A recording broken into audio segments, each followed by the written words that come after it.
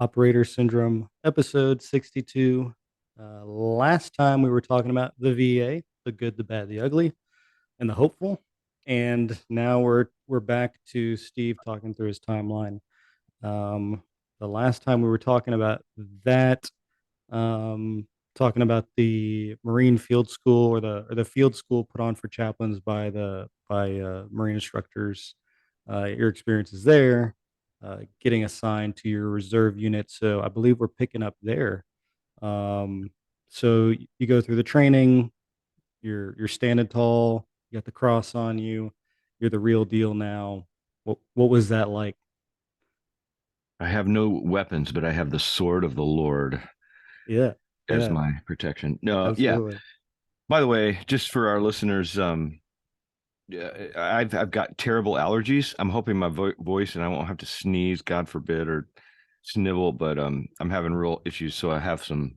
I'm going to be sipping on tea because my voice is just precarious. It's no, Um, this it's good for those just doing the Spotify or yeah, the podcast, right? Nice and deep. yeah, yeah. So e- once I made it through the preliminary training for the chaplains, and the last module was the Marine field course that I talked about, just doing, just trying to see what it's like to live with Marines. You get assigned a unit, like everything in the military. It's the Navy Reserve. So broadly, it's you do 2 days a month typically. Every now and then, if you had travel plans or if you had something outside the box come up, you could work it to do like I could go do knock out like 2 months in Friday, Saturday, Sunday, Monday, and knock out my duty just usually, and I'll get into that, but usually just doing menial stuff that's required training for. Probably this, a lot of it was the same for Patrick's time in the National Guard. There's all these trainings that you have to do that are required by the military, and we called it death by PowerPoint. Like you have to look at, security issues. You have to train every year, and to me it was maddening because it's like, all right, I got this. I got this the first time. And then every year you'd have to do this course on like personal information, like how to be secure on a computer, how to not divulge your social, and and how to be secure with like government materials, flash drives, stuff like that. So it was just like the same thing over and over, and that's something that drove me crazy about the military in general. Hmm. But when I came in and when I got my commission in 2008, the whole military had changed. When I got out in 93. Yeah. We didn't, I mean, computers were just coming on board, and not even the internet, not even, PowerPoint. What was that back then? It was all still a pretty much pencil paper Navy. Did you all have any kind of outside of tactical operational requirements? Mm-hmm. Do you remember back then any type of like annual trainings?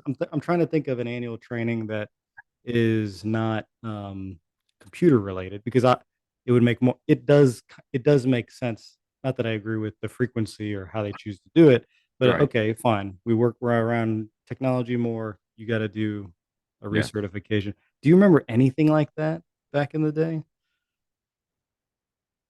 I don't I don't remember anything administratively like that. Like that's the best word I would know how to put on it. Yeah, Like yeah. security, or it was all tactically oriented there was nothing. Yeah. And I think maybe that's kind of interesting. That may be a product of the digital age where network society has just given us all the stuff that, yeah, I don't know. Like maybe the only thing I can think of is like back in the day, at morning muster, when we're all like reporting on board, everybody up, president accounted for, blah, blah, blah.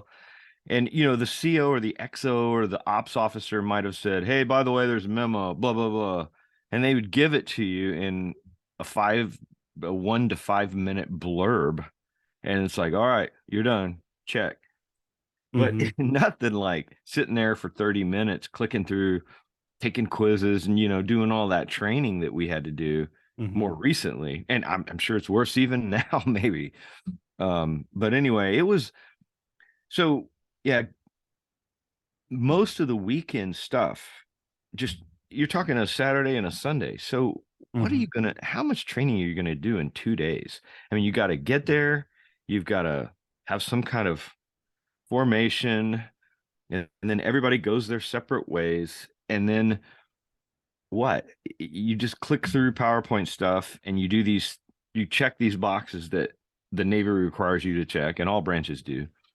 And it's kind of worthless. So there's no sense in me flying on the government's dime Mhm. all the way to DC from where I lived. I lived in the Midwest. Um, Flying to DC, having a hotel room, and then paying me on top of that for my time to click through a bunch of PowerPoints. That silly. So I was assigned a NOSC, which is called a Naval Operation Support Center. And every major city has one of these, or at least many major cities do. I don't know about every, but um, I was living I was about 30 minutes away from the NOSC where I wanted to do my drills. And drills are those weekend, 2 days on the weekend, once per Mhm. month, roughly. So I was assigned there. But okay, so this is the parallel universe, even for active duty people. What's called your gaining command, or there's a command that owns me, right? Quote unquote. And it's not the NOSC where I was. It was it was actual unit at the Pentagon called um, Chief of Naval Operations, Operations and Plans. Now that's a big level unit. Honestly, I didn't know it at the time. I figured it out pretty quick. Um, they stand up what's called the Naval Operations Center, and I can't go too far into this because it gets into some classified areas. It is a hub in the Pentagon of all of our intelligence. The Navy's in charge of it. How they ended up in charge of it, I don't know, but it processes Army intelligence, Central intelligence, Air Force intelligence, everything, and it's kind of it's the war room, the tactical operations center. I mean, it's the place where real time stuff's going on major big screens around the room. I'll put it that way. Mm. And it's an O6 is the watch officer. So you're talking high up, and these are line officers, pilots, ship captains, stuff like that. So it's a serious business place. I mean, you have to have a top secret clearance just to enter the facility. Mhm. That leads to another funny story when I got there. But so that was my actual command. That they wrote my fit reps. They were the ones that evaluated me. But I was cross assigned to this NOSC in this major city where I was located so that I could do my weekend drills and not have to travel at everybody's expense all the way to DC. Um, and it was third Marine Medical Battalion that I was assigned to as a Mm. chaplain. Okay, so I was a Mhm. chaplain.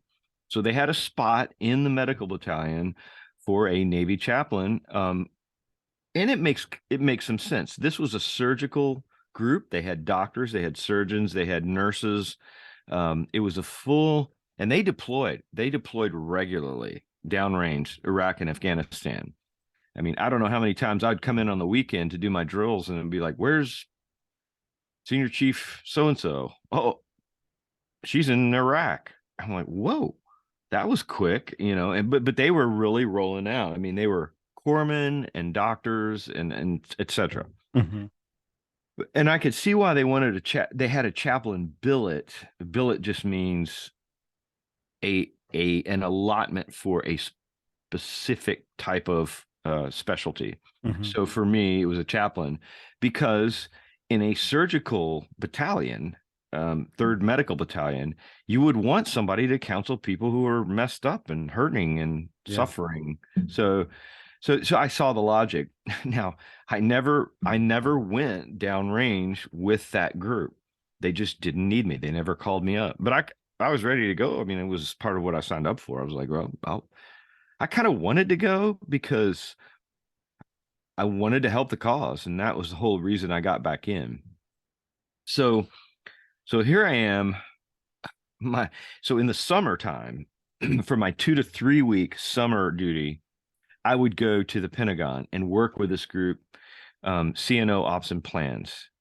But it was a really weird relationship because they were paying my paycheck out of their budget, CNO Ops and Plans.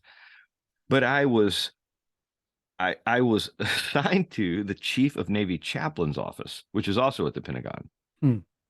because the Chief of Navy Chaplains wanted select reservist chaplains to come and do work for them. I mean, it's all about getting work done.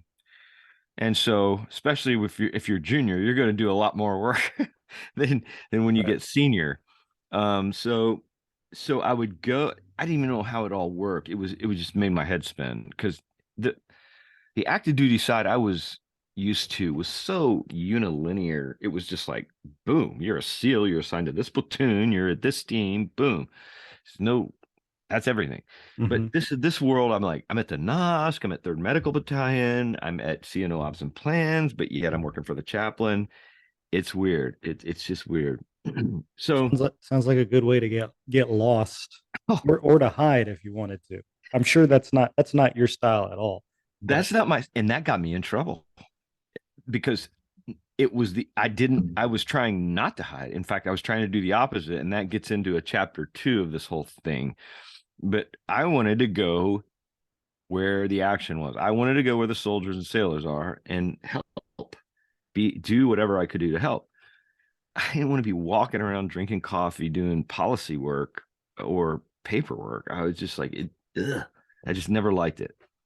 But such is life. hmm. So I showed up.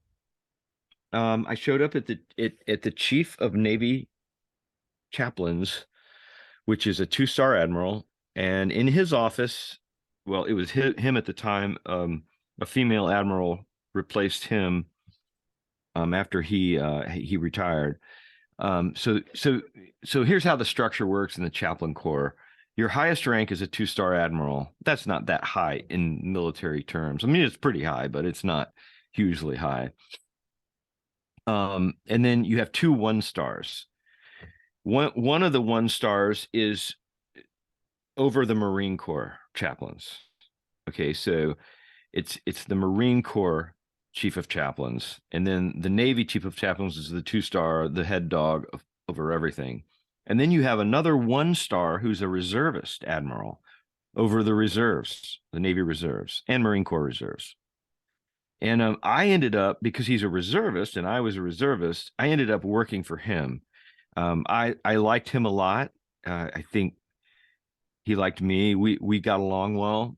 And when I finally got to the chief's office, this is on it was the 6th floor of the Pentagon. There's 6 floors and it's huge. This place is enormous. You see it in photos and you think, oh, there's the Pentagon. You get in there and walk, man, those corridors are like 2 miles around the outer corridors. It's it's huge. But anyhow, that's where the office was then located. Well, it still is. It used to be at the Naval Annex, but it had just moved over to the Pentagon. And you know, I didn't know which way was up. I was just like, well, I'm a reserve chaplain, lieutenant, obviously, showing up for duty. And then they're like doing the same. What in the world? Because here's my uniform, right? I'm wearing all this bling. They're like, are you even real? Like, because it was so outside the box for a SEAL to become a chaplain. It's just it's very unique, right? Right. So they don't even know what to do with me. But immediately, like at the chaplain's office, they just started they just want to hear stories. They just want to hear about the training. Want to hear about what did you do in the Gulf War? How'd you get that valor ribbon? Blah blah blah blah blah. So it was. Now I did a lot of work there because they're going to dump that on the junior people.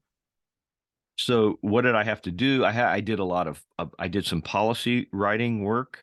I did some manpower work. Manpower is a term for how do we get people in the right places and get chapels on base chapels filled, and how do we move people around at the most cost effective way. And then I did speech writing for the admiral, the 2-star. So in other words, he would go, he might be speaking for the Royal Canadian Navy or Mm-hmm. something. I mean, big time level stuff. And he'd say, all right, Watkins, I want a speech. Write me a speech. And I'm like, oh yes, sir. I'll write the best one I can. Give me a little subject matter. Where are you going? What's interests you, and what do you want Mm-hmm. to talk on? And then I would write it, and then I would give it to another chaplain to just edit in case, nah, he didn't want to talk about that. And then it would go to the 2-star, and he would be like, yeah, that's good. I'm going to read that speech. I did that kind of stuff. And it's just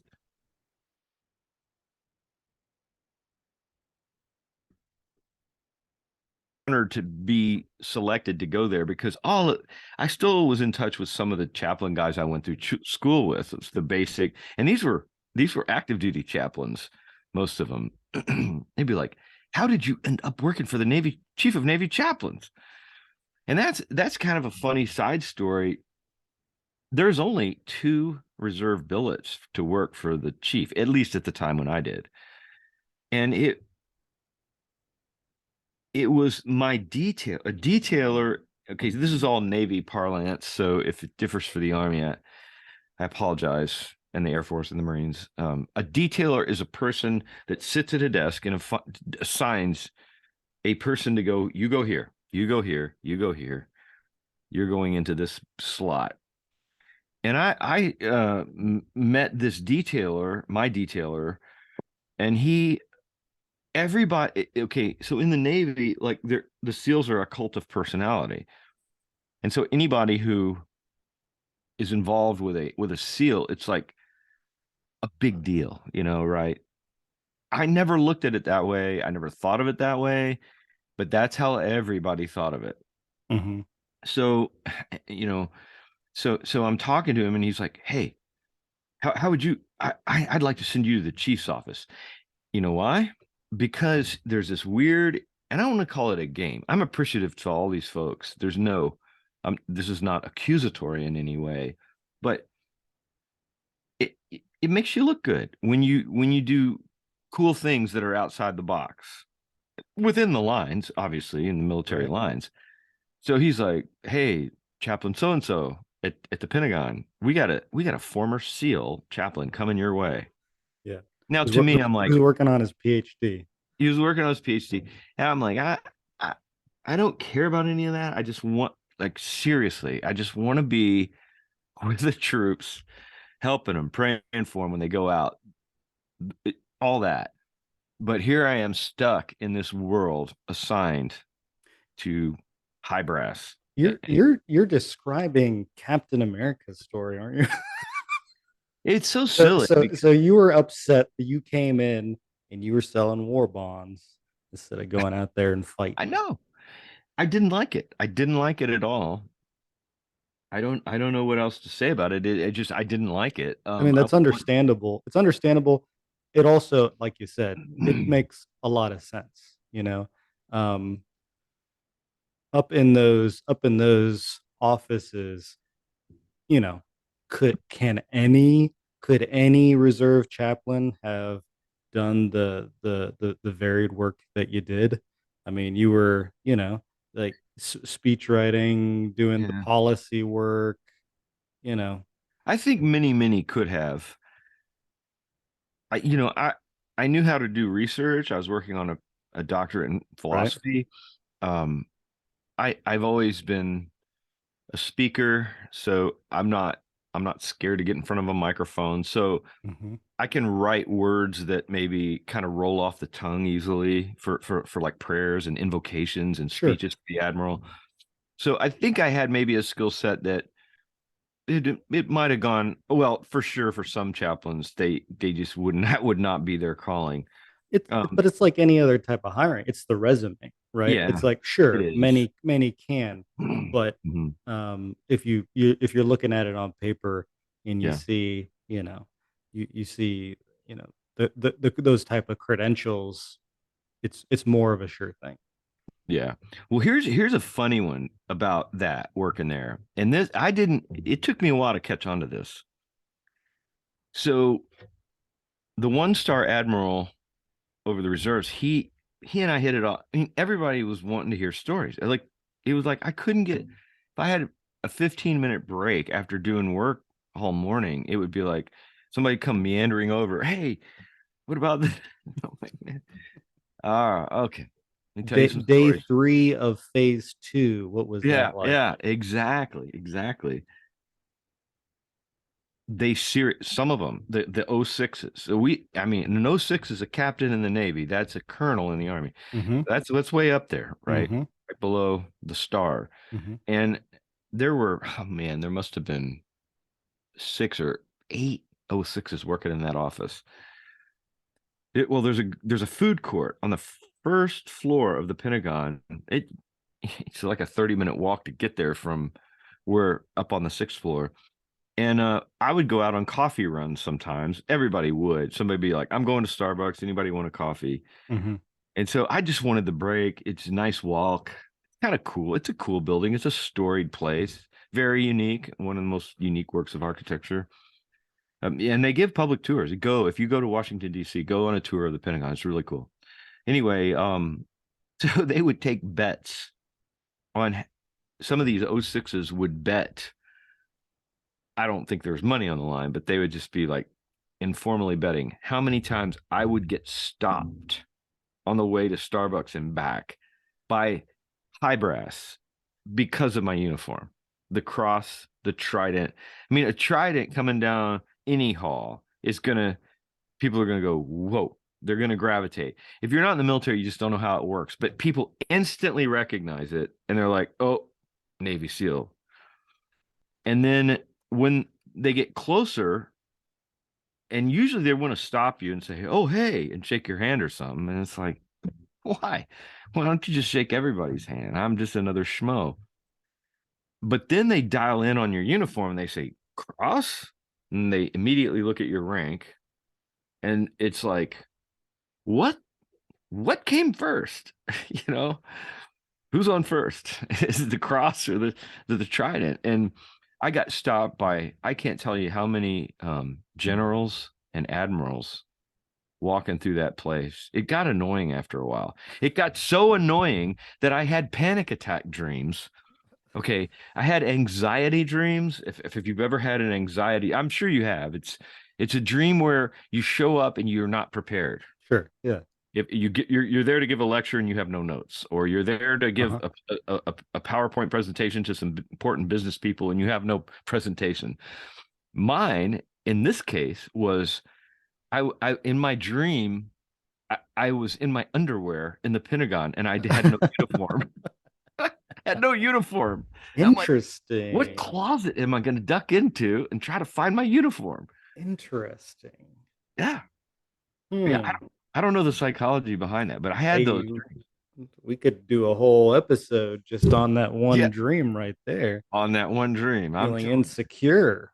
deep Feeling, rabbit hole yeah, yeah. because I always, yeah, that was it. It was like I always wanted to be prepared and be professional. And Mm-hmm. somehow I'm like, if anything is off on this thing, and I'm like, I'm used to being an operator. I'm used to my kit. And I'm used to my camis. I don't Sure. have to worry about are my bars a little bit canted this way. But that's the kind of thing people stress out about at the Pentagon. This penny crap that I didn't really ever care about. I just want to go out and do a serious Were, mission. I don't really care about if my cover isn't exactly perfect, right? were you, was, I mean, your interactions, were you corrected at all on the No, appearance? It was just you feeling in the spotlight and you wanting to represent well, exactly. basically. Yeah. hyper hyper focused, and in a high pressure situation, a high pressure environment. I mean, Hmm. it doesn't get any more high pressure than working in an admiral's office at the Pentagon. I mean, everybody's on eggshells about everything. Were you so okay, so um you all were wearing, so your daily uniform was one where you had ribbons and your badges and ribbons. Yeah, it was khakis. It was the Navy khaki Yeah, uniform. okay, yeah, And most of the time, okay, so one of the options for the khaki uniform, it's either all of your ribbons or your top three. yeah, something like that, yeah. So I always wore my top three because it was less clunky. I mean, it was just easier because it's just one, two, three. Um, Hmm. Navy Achievement. Yeah, I can't remember what else was it, but it was just easier, cleaner, and leaner. But that I think that draw back then, in that time, I feel like it's more common. I've seen it more nowadays, especially with the army is doing like the throwback, which I yeah, love, by the way. Kudos yeah. to whoever brought that back. I liked our Class A greens though, but I feel like I see that a lot more. I feel like in the time you were roaming the halls of the Pentagon, though, just doing top three might also. But to your point, um, this is the type of stupid shit that would could drive someone nuts, right? Like, oh, I don't want to wear all of it. I just do the top three, but the top three might get attention because they're Yeah, like, oh, this guy's got so much. He's only doing his top three, all that. it Oh, this worked dude. both ways. It worked. It cut both ways because I would have. Okay, and this gets into another story. Two stories that you would never in a million years would you think of this. So the one star, I just started to tell this part of it. It's just so much loaded in it all. It's crazy. It's a crazy world. The one star would come to me and he goes, "All right, Lieutenant Watkins, you're coming with me. We're going to go to this meeting with a high ranking 3 star in charge of all of the naval bases in the United States." Right. I'm like, oh, great. Sure. And he goes, no, you're coming with me. You're going to be my assistant. I'm like, yes, sir. Boom. And he was like, not always, but sometimes he's like, I want you to wear your whites with your shoulder boards. And if you're wearing your whites with your shoulder boards, then you're wearing all your bling. And it's kind of obnoxious. But anyway, I'm like, yes, sir. And here's what was really interesting. We'd go walking in. Now, I remember meeting with this admiral, and she had a lot of power, like in allotting money. And he needed some funding for whatever. I can't even remember what it was now. It was some base housing or something for chaplains and RPs or whatever. Hmm.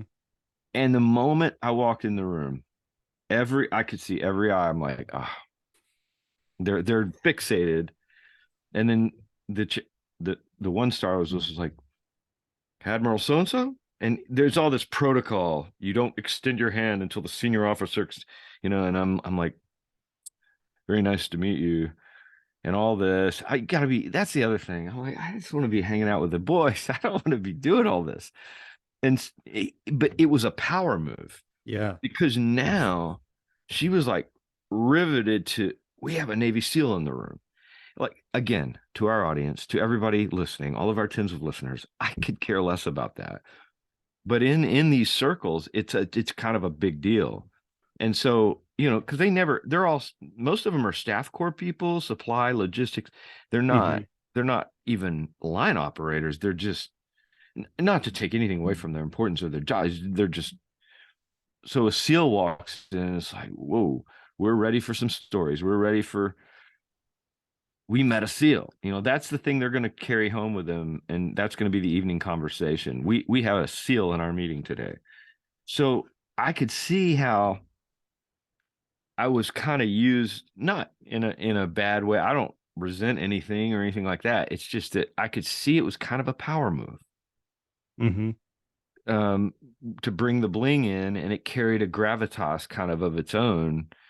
And lo and behold, she signed off on every request he had. No, I don't know if that I'm really far afoot speculating now, but it was just interesting to see that dynamic at work. Um, I'll reiterate for the listeners: SEALs are regular people. Rangers will be the first ones to tell you that SEALs. There's nothing special about them. They'll be the best ones to tell They'll you be the that. best ones to. I heard it. That is interesting. Um, and that's like a power dynamics thing. It's but the other side of that is I can't remember who told me this story, but someone was talking about um another. I would really like to remember who told me the story before I tell it. I won't tell the story exactly because it's not mine to say, and I can't remember who said it. So, but I heard of there obviously that can very easily cut in a negative way, right? And Right. then to this concept of seals as mascots, as Yeah. like show ponies, muscle, right? Like what's implied by what's implied by their presence. And I've heard stories where most of it was corporate side, like Yeah. private industry corporate side, where you know some executive finds out they've got a SEAL on staff, or they hire him specifically to do basically the same thing, but Right. then it gets like it gets dark and Yeah. it gets like uh, uh, the one thing I remember is someone telling a story where some executive hires a SEAL, and the SEAL they're ready to go in and do work, right? Like Mhm. maybe they're out of an MBA program, something like that, and then the executive just likes to show the people he's in a meeting with how many push-ups this guy can do. You heard of this? No, Some but I things like believe that, it. right? It's like, hey, I got a guy working for me who's a Navy. So show him how many push-ups you can do. And the guy's like, well, are you serious? He's like, yeah, do push-ups. Show him how many push-ups you can do. I mean, Yeah. there are a lot of jerks out there. So it Yeah. can go the it's a blessing for the SEAL community. It's also a curse. It is. The fame and the It mystique. is. Yeah. And I would like to add on that, like along that line, you know, don't cut SEALs any slack. You don't cut anybody else. Just because they were good as an operator, they made it through a tough training program, doesn't mean they're not a shithead. Or there's a lot of them out there, and there's some psychopath SEALs out there, and there's some great ones out there. It's just don't cut any slack. You're not helping a SEAL, a former SEAL. Yeah, okay, they serve their country. That's great. And maybe they give them a handshake or pat them on the back for their service, but don't cut corners. It's not doing anybody any good. It's not doing the SEAL any good. And it's not doing the world any good. Yeah, they did good at one thing, but everything ought to be evaluated on its own merit. So I throw that out there because there's a lot, just as many shitbird SEALs as there are good ones that work hard and whatever. So And the Rangers were famous for our shitheads, so I don't even need to say that. Um, so okay, so you're you're doing that. Um, I mean, how would you, as we're wrapping up here, yeah, your time at the Pentagon and wrapping that up, and how did it? What were the circumstances that would start to transition you into a different sort of situation? yeah. So I had uh, because I was working with ops and plans. I had a because I had access to their space as well as the chaplain space. Chaplain space is it's not even classified. It's an open facility. It's not a you don't have to have a security clearance. You don't even have to have a secret security clearance. I had to have a top secret SCI, sensitive compartmented information. That's the highest you can get um, to go into the to go into ops and plans and the knock. Right, I had a captain in '06 who said because he saw my badge. You have a Pentagon badge. Everybody has a Pentagon badge, but in it has this code that tells you what spaces you can access. It's kind of a thing. And he said, "You got a top secret clearance? What?" Because nobody else in the chaplain's office had a top secret clearance. I said, "Well, yes, sir. It's." And I was also wanting to go to another command that we'll get into pretty soon at Dev Group, and that's that requires the same clearance. And he said, "Would you take me down to the knock? Can you take me there?" And he's above me. He's got a lot of power. He's an active duty '06. I'm like, "Yes, sir. I can. I'll have to sign to get you an escort pass. You can't leave my side, but I'll take you down there." And he said, "Oh, I'd love to go down there. I've never, his eyes were like this big. And I'm like, okay. So we walked down there and I signed for the pass, the escort badge it was. And it was so funny because like he's my senior, like way above me. I'm only a lieutenant. I made lieutenant commander pretty quick, but he I swiped through a door and hit a code and opened this door. We went into a corridor. We get to another door, swipe, open it, and two other Navy people were walking, getting ready to go through that door, that corridor door, but we were there first. And so I said, "Sir," and he goes, "Oh, I'll just hold the door for these people." I'm like, "No, that's a security violation. It's got to close. They've got to swipe through on their own." He's like, "What?" I was like, "Sir, I'm not trying to, this is a security issue. You can't hold a door for somebody in this facility." But he was so, he was so out of touch with like that world. Hmm. So it was just funny stuff like that. But he was also the guy who he like I volunteered for something coming up, and we'll talk about in the next episode, that I really wanted to do. It was an opportunity to get back with the SEALs, and it turned out to be a life changing, literally life changing assignment because of what happened and the timing of it all. But I volunteered for it, and he was not happy with me. And um, perhaps that's where I'll start with our next episode is how that went down because that's a few minute conversation. Okay. Yeah, that's good. Keeps people coming back. Yeah, Okay, so that'll be it for this episode. We'll pick up there in the next one. Thanks for listening. ciao.